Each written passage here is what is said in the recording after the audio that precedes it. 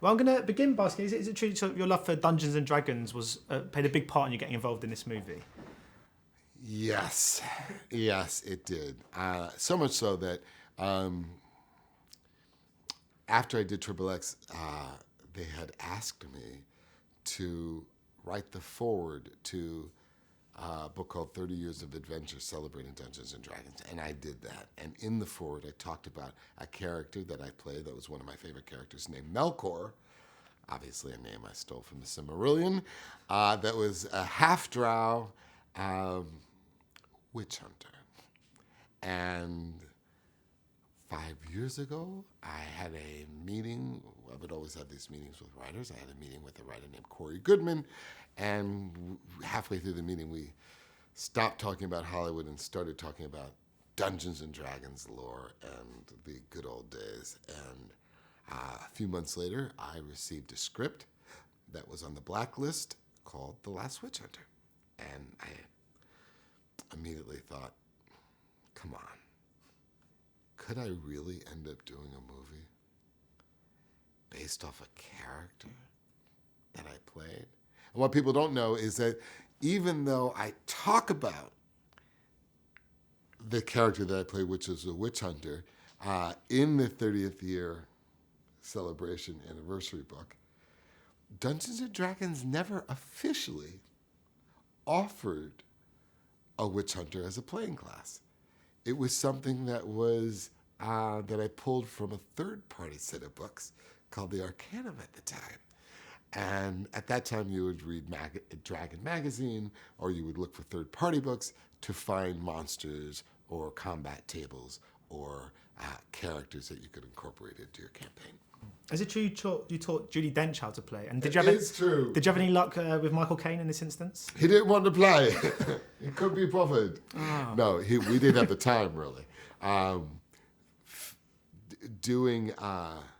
Filming The Last Witch Hunter was so intense, there was little time for anything else but trying to realize the best film that we could. And I mean, his voice is very distinctive. I saw you almost slipped into it. Are you good at impersonating Michael Caine? I don't know if I'm good at it. I don't know. But I don't know if I'm good. I don't know if it's a matter of whether I'm good or not. I know that I can't talk to him for 2 minutes without my voice slipping. I can hardly talk to you for 2 minutes without my voice slipping. That's quite good, actually. You've got to get a bit gravelier, Michael Caine. I would have to be a little more Master Bruce. Yeah, I'll have to be Master Bruce, but we don't do Master Bruce, we do Doling, and we do Coulter. And what occurs to me is that you haven't really lived. That's not bad. I do what I can with what little I have. And I was wondering if we can expect to see another Last Witch Hunter. It does lend itself to a potential franchise. It does. And to be really honest, even in the development of this movie, we quickly realized how vast this universe was. Beyond witches, really. There's a critical line in the movie by the character of Chloe, played by Rose Leslie, where she articulates that we're just scratching the surface here, that there are things much worse in the Shadow Realm.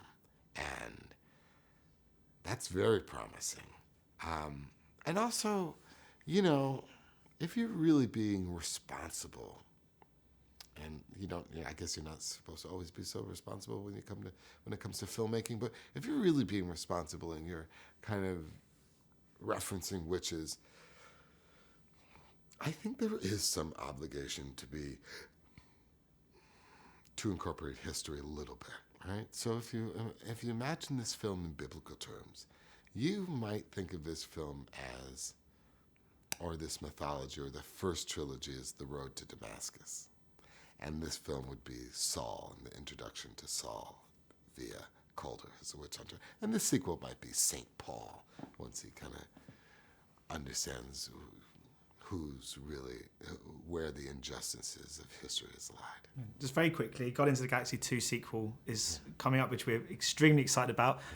Groot's going to be involved, I imagine. And, Groot's going to be involved. Come on. And did you have to pitch that to James Gunn? Or No. Of course I didn't have to pitch that to James Gunn. It's his fabrication. It's his brilliant mind. He was just at my son's 5th birthday in California.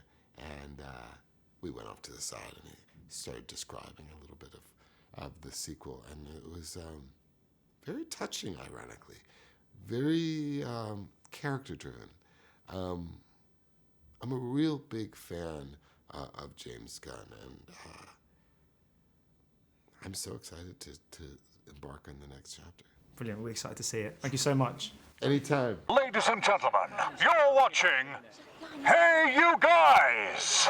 Hey You Guys, huh? Hey, you guys. Is that from the Goonies? It is indeed, yes. Nice.